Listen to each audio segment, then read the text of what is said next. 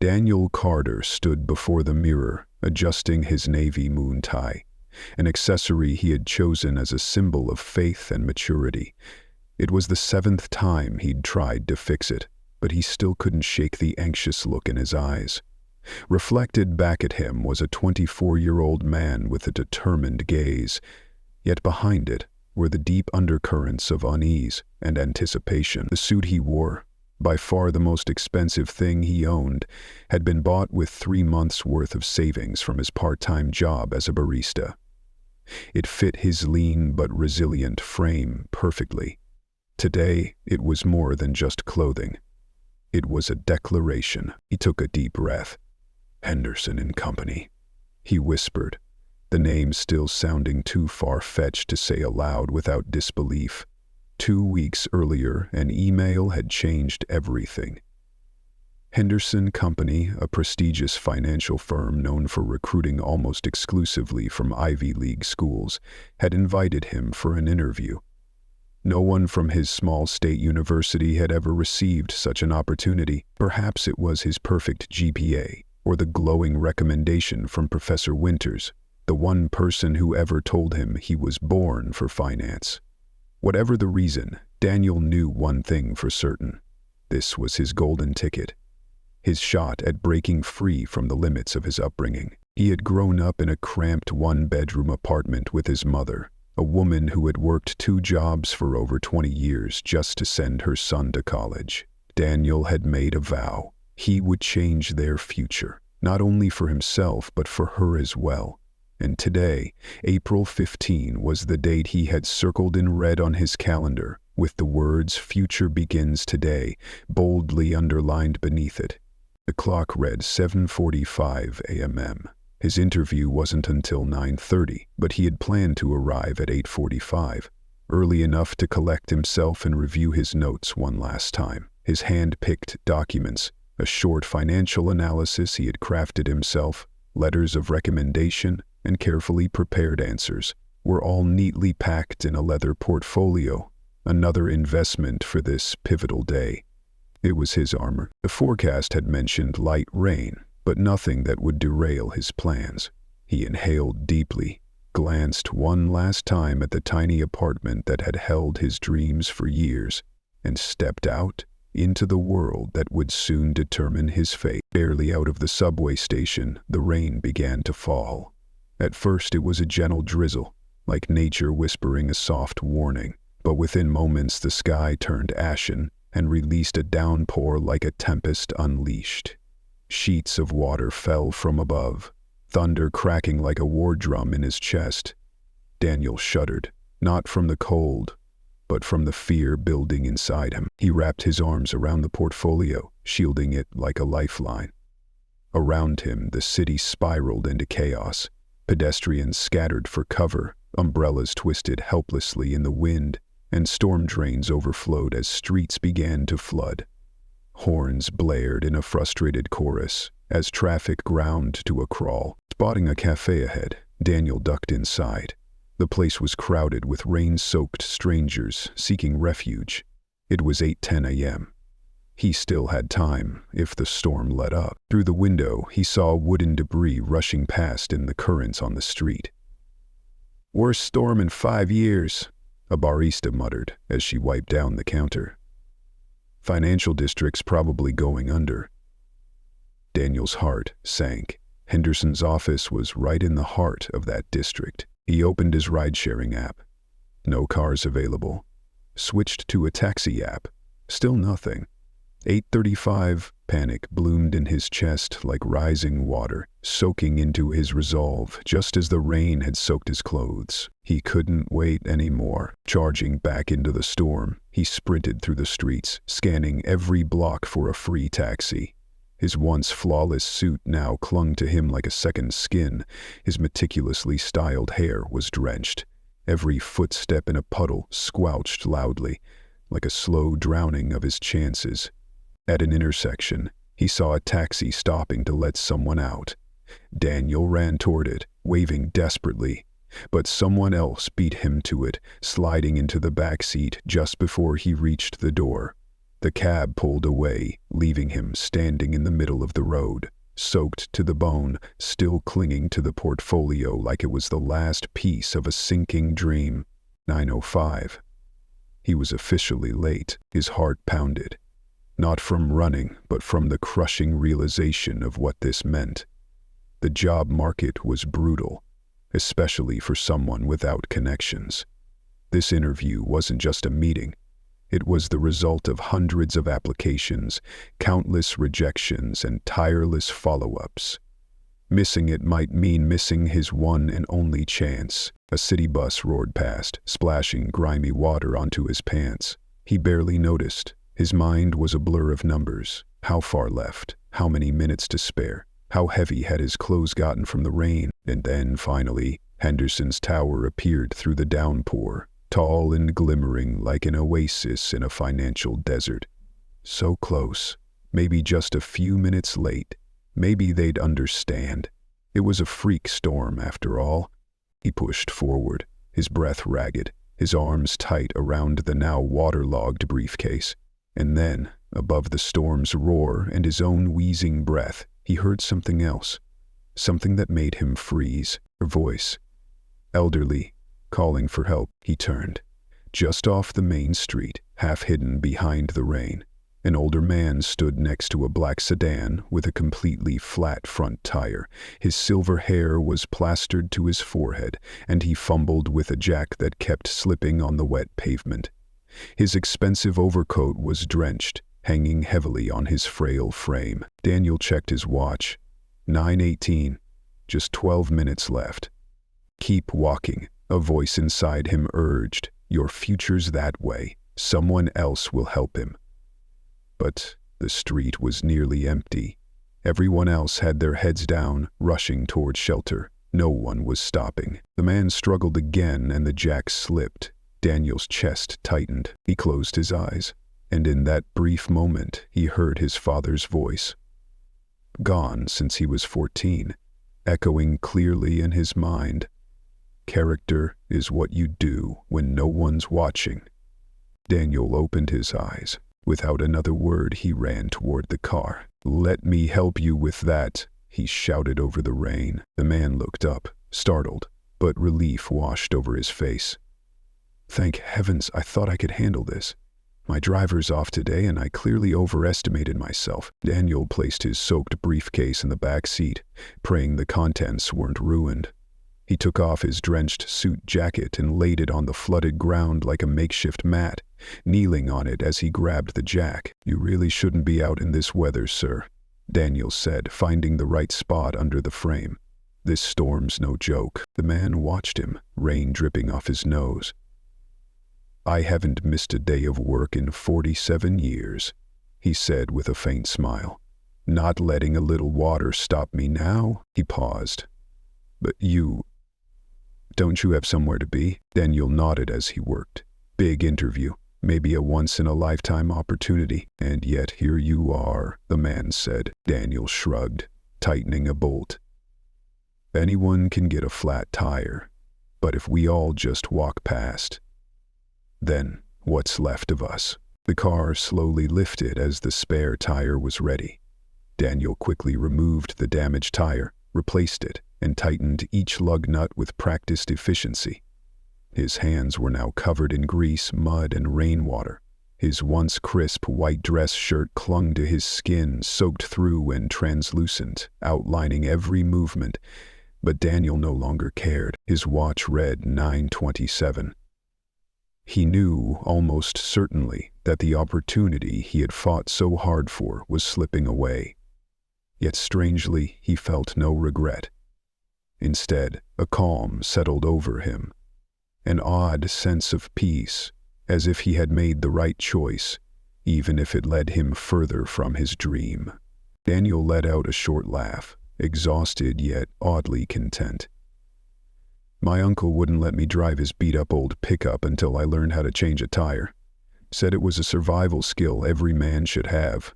Your uncle sounds like a man of foresight, the old man nodded, his eyes glimmering with warmth and empathy. May I ask where this important interview of yours was supposed to be? Daniel tightened the last lug nut, then began lowering the car. "Henderson and Company," he replied calmly, though inside he felt a tidal wave of hope slowly crashing down. "Just a few blocks away. It's a pretty prestigious financial firm." A flicker of something, surprise perhaps, flashed across the old man's face, or maybe it was something deeper, harder to define. "I know that company," he said cautiously. "If I remember correctly, they're quite strict about punctuality." "Yes, that's true." Daniel nodded, his voice steady despite the growing weight in his chest. "But sometimes there are more important things than being on time." The old man raised an eyebrow, half curious, half admiring. "Even if it's a once-in-a-lifetime opportunity?" Daniel stood, wiping his grimy hands on his mud-stained slacks. "Even then," he said without hesitation, "you needed help.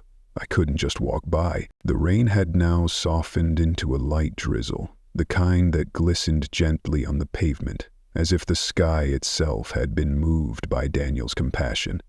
He retrieved his leather portfolio from the back seat. It was damp and misshapen now, softened by the storm.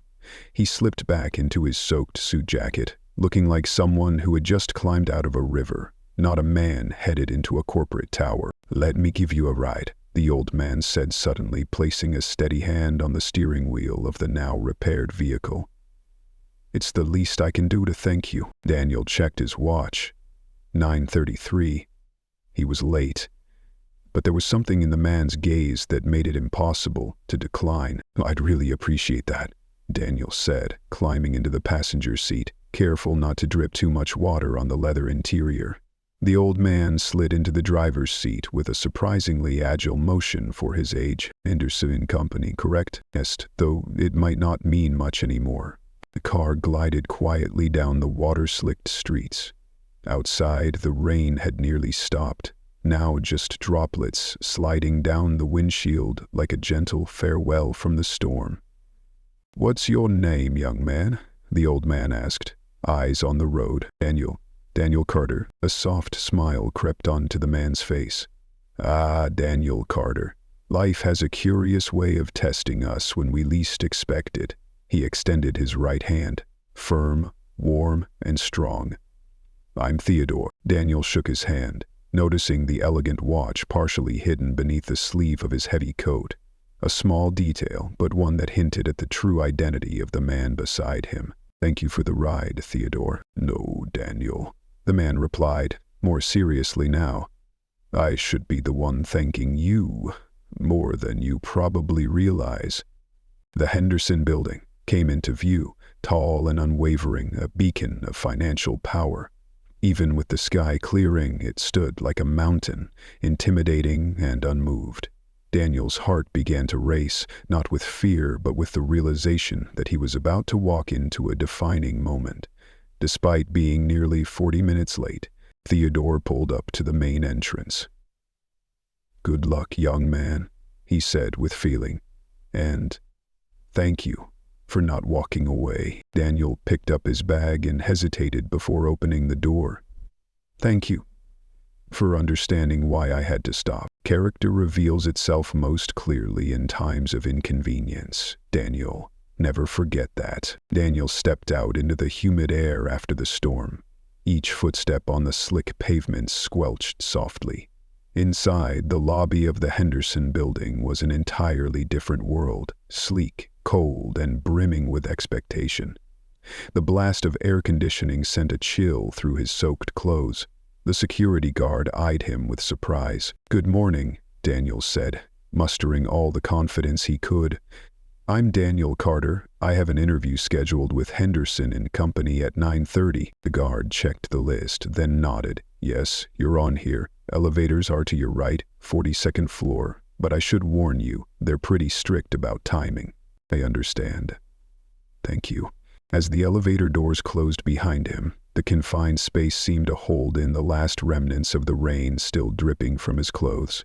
In the polished metal, his reflection showed not the ideal candidate he had imagined, but someone stronger, tested. The 42nd floor opened into a hushed, elegant space, Abstract art lined the walls, and soft lighting glowed against polished wood floors. Every sound felt muted, respectful. Daniel walked in, shoulders still soaked, but with renewed clarity in his eyes. The polished mahogany reception desk stood like a barrier between Daniel and the dream that now seemed to be slipping through his fingers. Behind it sat a woman in her 30s, impeccably dressed and composed, the gatekeeper of a world Daniel had spent his entire life trying to reach. "Good morning," Daniel began, unable to hide the anxiety in his voice. "I'm Daniel Carter. I had a 9:30 interview. I know I'm late and I truly apologize." There was an elderly man with a flat tire in the storm, and he raised one manicured hand, gently but firmly cutting him off. Her eyes, while not unkind, offered no room for negotiation. "Mr. Carter, I see your name here, but your interview slot has passed. Mr. Brennan is currently seeing other candidates." Daniel leaned forward slightly, desperation creeping into his tone. "I've prepared for months for this opportunity. If I could just have 5 minutes with Mr. Brennan to explain." "I'm sorry," she interrupted, her voice smooth with well-rehearsed regret. Mr. Brennan was quite clear. Henderson and Company values punctuality as a sign of professionalism and respect. "Perhaps you'd like to leave your resume. If anything opens up in the future, we'll be in touch." The words were delivered with professional courtesy, but to Daniel they rang like a verdict. A polite way to say, "The door is closed." His shoulders sagged just slightly, but the weight was heavy. "May I speak with Mr. Brennan directly? Just for one moment." The receptionist didn't flinch. "I'm afraid he'll be in interviews until noon and has meetings for the rest of the day. I can pass along a message, but that's all I can do." Daniel stood in silence, water dripping from his once immaculate suit, forming a small puddle on the expensive carpet. Every drop felt like a part of his hope slipping away. He had sacrificed everything to do the right thing, and now he was paying the price. "I understand," Daniel said softly. "Please tell him I'm sorry, and that I'd be willing to reschedule if there's ever another opportunity." He pulled out a copy of his resume from the leather portfolio, the least damaged page he had. The edges were still damp, a fitting image for a hope that now lay tattered. "I'll make sure he gets it," the receptionist replied, her voice softening as if she had finally sensed the quiet devastation Daniel was trying so hard to conceal. "Maybe there will be another chance." "Thank you." Daniel turned to leave, but then hesitated. "May I ask, besides Mr. Brennan, who else was part of the interview panel today?" The hiring committee included Mr. Brennan, Miss Yoshida from International Accounts, and Mr. Harrington from Risk Assessment. She paused briefly, then added, "If it helps, sometimes second chances do come around.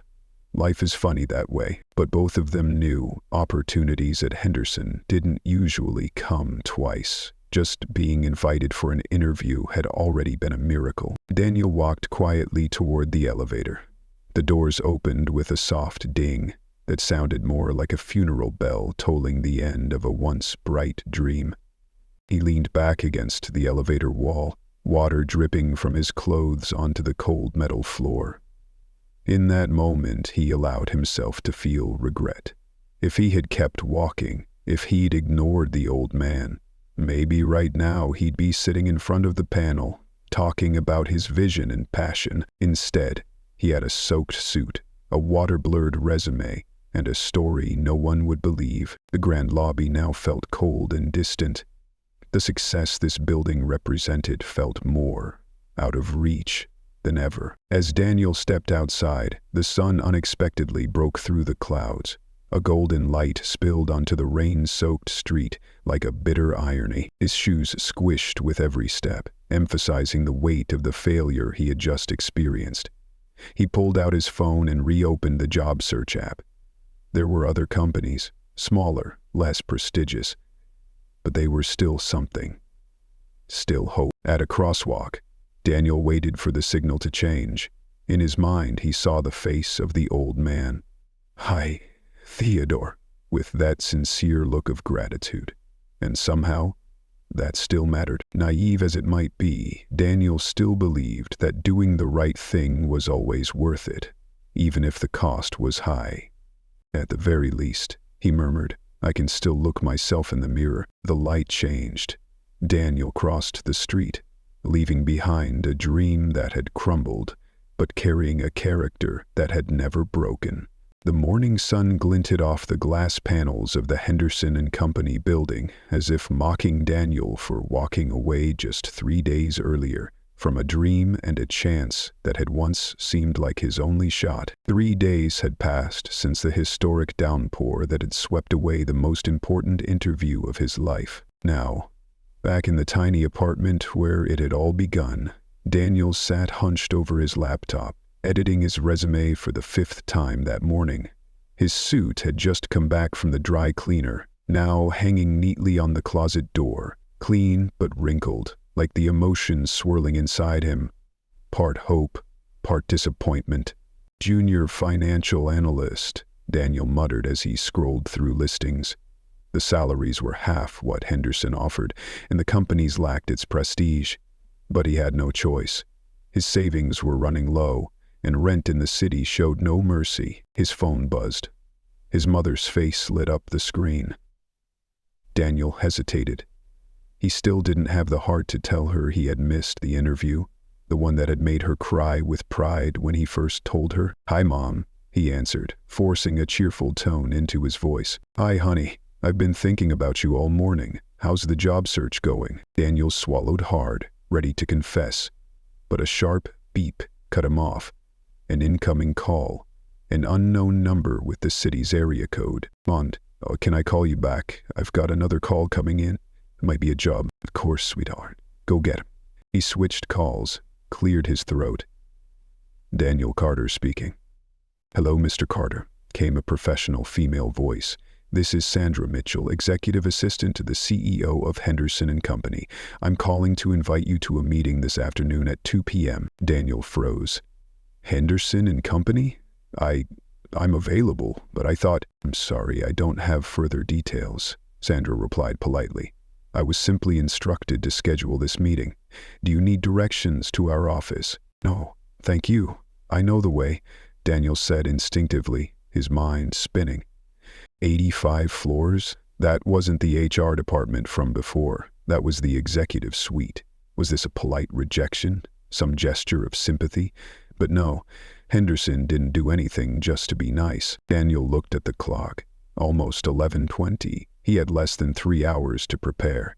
This time there would be no storm, no delays, no excuses. At 1:15 p.m., Daniel stepped out of a taxi in front of the Henderson building. His suit was pressed, his posture confident, surprisingly so, even to himself. "Good afternoon," he greeted the security guard, standing tall. "I'm Daniel Carter. I have a 2 p.m. appointment. On the 85th floor." The guard scanned the list, raising his brows slightly. "Yes, Mr. Carter. Here's your special access badge. Elevators to your right. Executive only." The elevator glided up with quiet efficiency. In the stillness, Daniel's palms began to sweat. He had never imagined he'd set foot on the 85th floor, the inner sanctum reserved for the company's most powerful leaders. When the doors opened, he nearly gasped. This wasn't just another office. It was a different world. Original artwork adorned the walls. Every piece of furniture radiated luxury and intentionality. Floor-to-ceiling windows offered a sweeping view of the city, the kind of view where futures were shaped and decisions impacted markets worldwide. "Mr. Carter?" A woman approached with a warm smile. In a tailored suit and confident stride, she was unmistakably Sandra Mitchell. "Thank you for inviting me," Daniel said, shaking her hand. "Though I still don't know why I'm here. All will be explained shortly," she said, her smile giving nothing away. "Would you like some water or coffee while you wait?" "It's just water, thank you." As Sandra walked away, Daniel drifted toward the windows.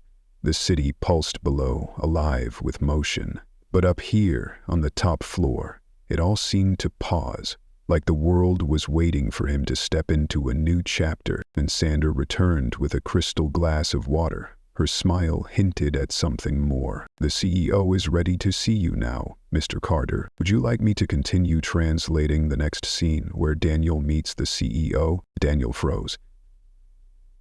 The chief executive officer? The steam rising from the glass of water nearly made him choke. The name that suddenly flashed in his mind made his heart skip a beat. Theodore Henderson. A near legend in the financial world, so reclusive that he was rarely seen in public, let alone meeting with a low-level candidate. Why would he want to meet Daniel? Silently, Daniel followed Sandra down a gleaming stone hallway, its walls lined with framed photos documenting the company's storied history from its founding in 1937 through global financial crises to its expansion into international markets. Each step felt like it added weight to his shoulders. At the end of the hall stood a pair of imposing double doors, so stately that even the air seemed to grow still. Sandra knocked lightly, then opened one door. "He's here, sir." "Very well, Sandra. Send him in." The voice from within made Daniel's heart race. There was something familiar about it. He stepped into the spacious room, immediately bathed in warm golden light from floor-to-ceiling windows, overwhelmed by the panoramic view from the top of the city. At one end of the room sat a large leather chair, turned away as its occupant appeared lost in thought, gazing out at the skyline. "Daniel Carter," Sandra announced with quiet formality. "Please meet Mr. Theodore Henderson, Chief Executive Officer of Henderson & Company." The chairs slowly rotated. Daniel stood in stunned silence, every fiber of his being freezing in place. The man with the kind eyes and familiar smile, it was the same elderly gentleman from the storm, the one Daniel had helped change a tire for while the opportunity of a lifetime was slipping away. "Good to see you again, Daniel," Henderson said as he stood, his voice as calm and steady as it had been that day. "I believe we have an unfinished conversation." Daniel remained frozen, his mind caught between reality and disbelief. The man soaked and struggling by the roadside was the founder of the very company he had dreamed of joining. "Please, have a seat." Henderson gestured to the chair across from him. "I think you might need it." Daniel sat down, still unable to find his voice. "Sir, I had no idea." "That's exactly what impressed me," Henderson replied with a soft smile, his gaze sincere. "You didn't know who I was. You had no idea I owned this building or a network of companies around the globe.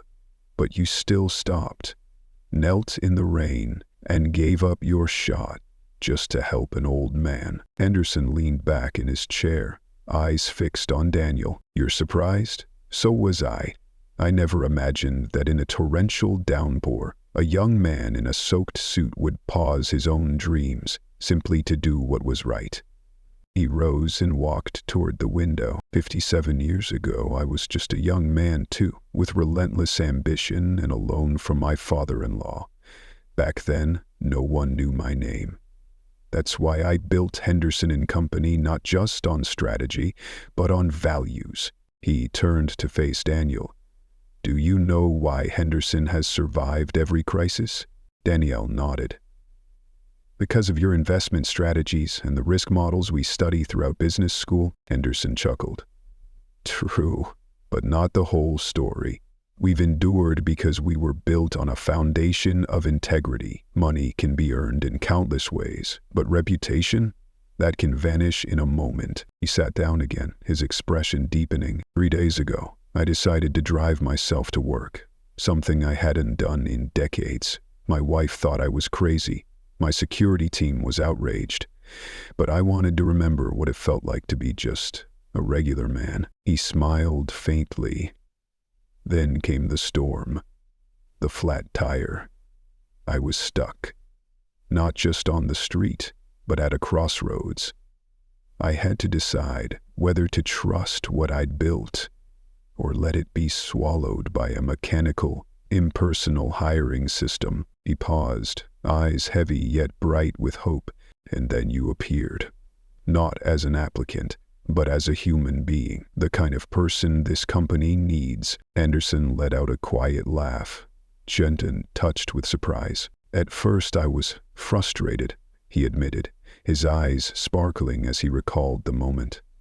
A billionaire, stranded on the street with a flat tire in the rain. He opened a desk drawer and pulled out a familiar object, Daniel's leather portfolio, once drenched in the storm. The water stains still faintly marked its cover, a relic of that fateful day. "You left this in my car," Henderson said, sliding it across the desk. "I took the liberty of reading your analysis on emerging markets in Southeast Asia. Impressive work for someone fresh out of college." Daniel stared at the portfolio, then back at the man in front of him, his heart pounding. He whispered, "Thank you, sir, but I still don't understand why I'm here. I missed the interview. I failed." Henderson folded his hands in front of him, leaning back thoughtfully. "Do you know how many graduates from Harvard or Wharton apply to Henderson every year? Hundreds, many with perfect GPAs, internships at elite firms, and families already in the industry."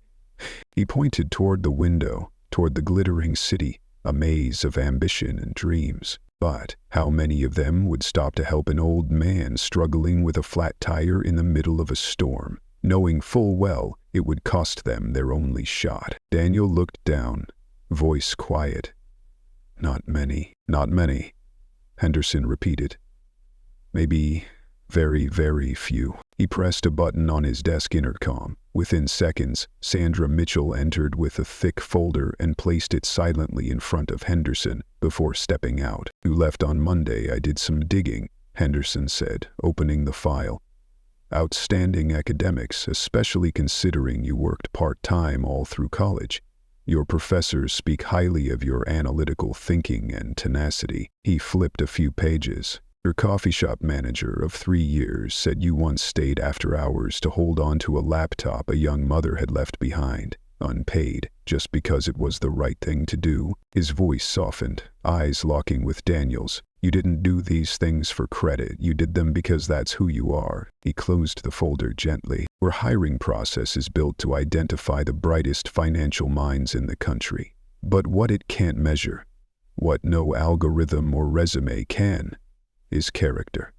Would you like me to continue with the next scene when Henderson makes Daniel an offer?" Daniel was speechless as the truth came into focus. That rainy morning, the flat tire, the conversation by the side of the road, it hadn't been some orchestrated test, but somehow it had become the final trial, one no written exam could ever replicate. "The tire really was flat," Henderson smiled. "I gave my driver the day off, and then fate arranged for me to meet you."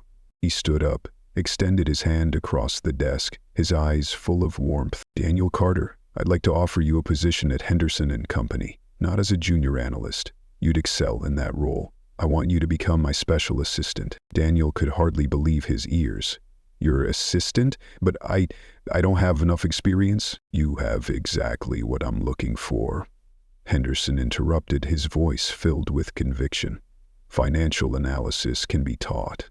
Spreadsheets can be mastered. But character, integrity, those are either there or they're not." He stepped closer, placing a hand on Daniel's shoulder with the quiet confidence of a mentor placing his trust in a younger man. "The future of this company doesn't lie solely in profit margins. It lies in making the right decisions even when no one is watching, even when they don't bring immediate results." Daniel straightened, those words striking something deep inside him.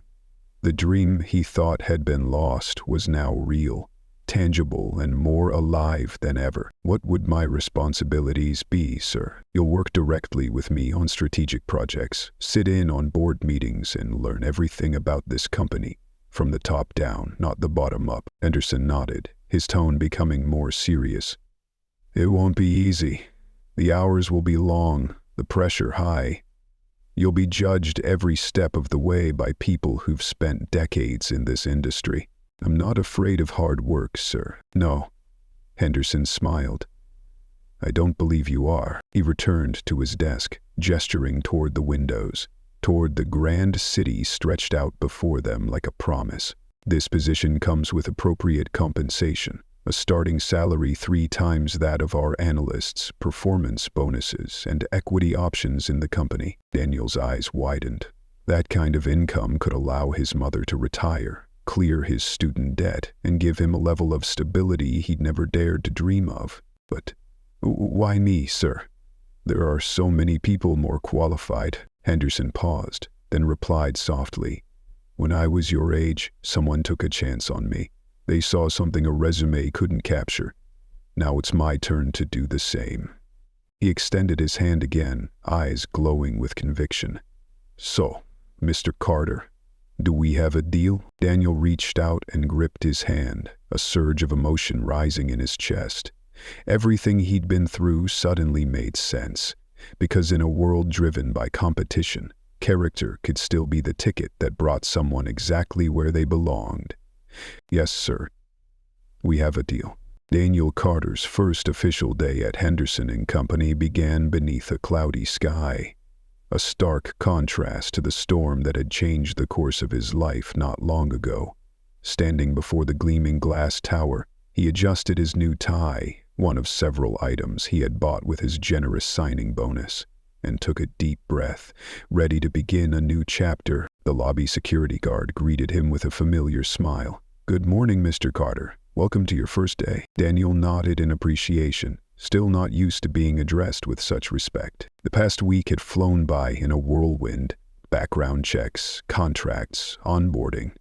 He'd moved out of his cramped studio into a more comfortable one-bedroom apartment closer to the office, but he resisted the urge to splurge.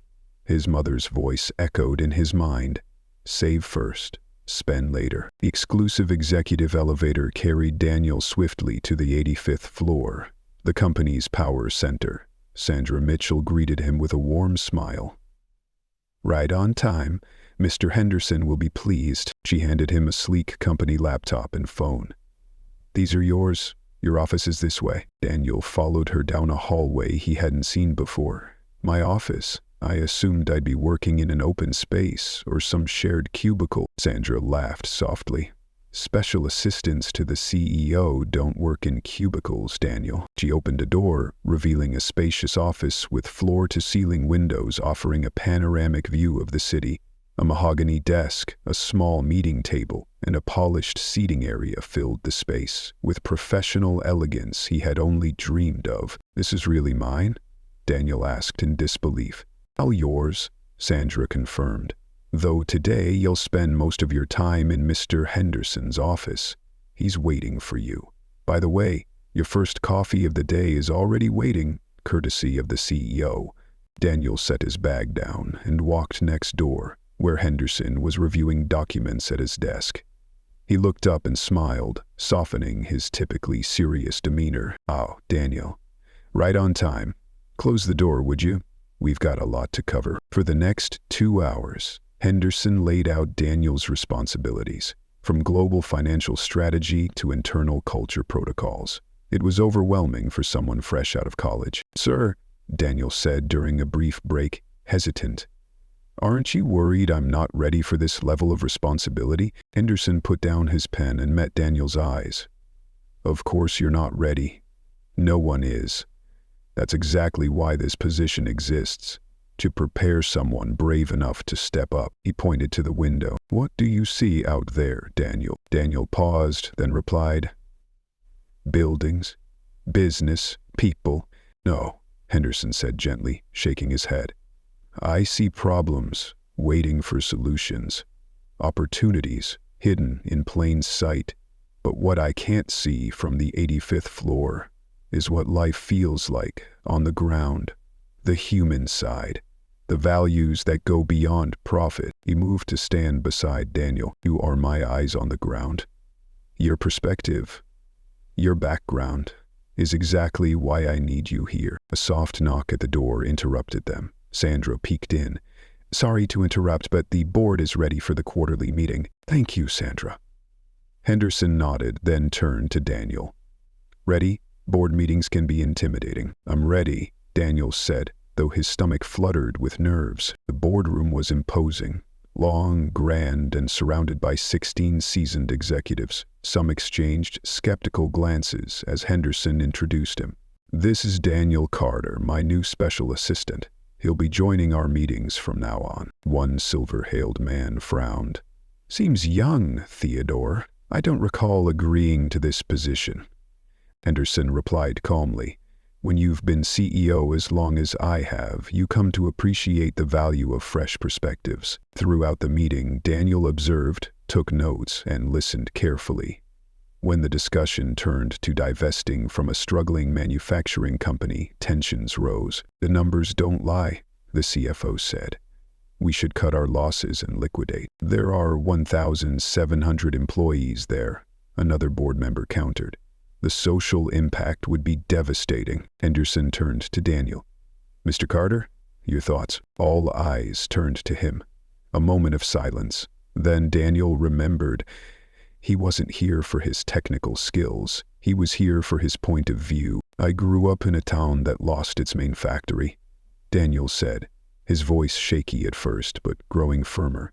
"The effects went beyond job loss. They spread through every part of life. Before we decide based solely on the balance sheet, I suggest we explore restructuring, ways to save jobs and still address the core issues." Silence. Then Henderson smiled. "This is exactly why I need you in this room." He turned to the board. "We'll form a special committee to explore restructuring. James, Elaine, work with Daniel on this." As the meeting adjourned and members filed out, several nodded respectfully to Daniel. Henderson remained seated, his expression one of quiet satisfaction. "You did well," he said simply. "You spoke your truth, even when surrounded by people with far more experience." "Thank you for giving me this chance, sir," Daniel replied, deeply moved. "No," Henderson said, shaking his head. "You earned it. That rainstorm didn't wash your dream away. It revealed the path you were always meant to take." Daniel stood by the boardroom window, gazing at the city gleaming in the sunlight. Somewhere down there, another recent graduate was probably rushing to an interview, clinging to a fragile hope. He smiled. He had arrived at Henderson and Company through an unexpected doorway, but now he understood. True success isn't measured by titles or salaries. It's built on the choices made when no one's watching, especially when someone very important just happens to be.